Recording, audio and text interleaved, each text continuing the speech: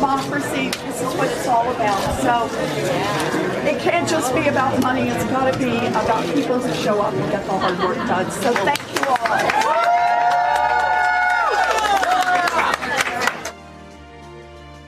Senator Elizabeth Warren stopped at a caucus location in Henderson, Nevada earlier today. And right now we're waiting for her to address supporters in Seattle after a disappointing turnout here in Nevada, despite her fiery debate performance this week.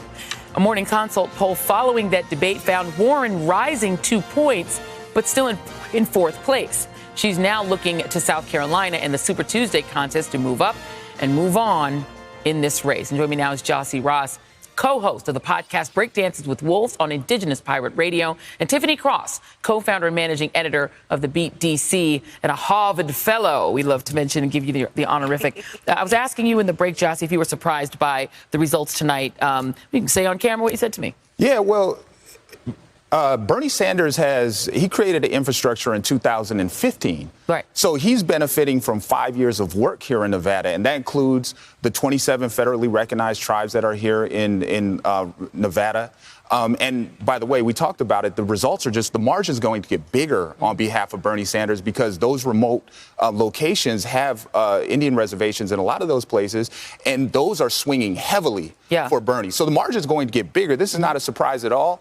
And if people are surprised, they just weren't doing their research for the past 5 years that Bernie's created significant inroads and made 47% of the vote in 2016 with Hillary, who was thought to going to be dominating this state. Right. And I mean, what you're seeing, Tiffany, there's been a lot of talk for many years. We talk about it often on our AM Joy show. Maria Teresa Kumar talks about it a lot, that there is this coming bubble of Latinx voters that are at any moment, people keep saying are going to kick in, and they're going to start to really change the way Democratic politics looks, capital D Democratic politics looks. This is one instance where that happened, and where you did see, this surge of voters that are from the Latinx community that were overwhelmingly for Bernie Sanders, and also Jossie Ross mentioned, indigenous communities here the same way. Yeah, I think, good on Bernie Sanders for centering Latinx voters. I think for the first time this year, they will eclipse black voters in terms of number of eligible voters. They made up, I think, over 20% of caucus goers.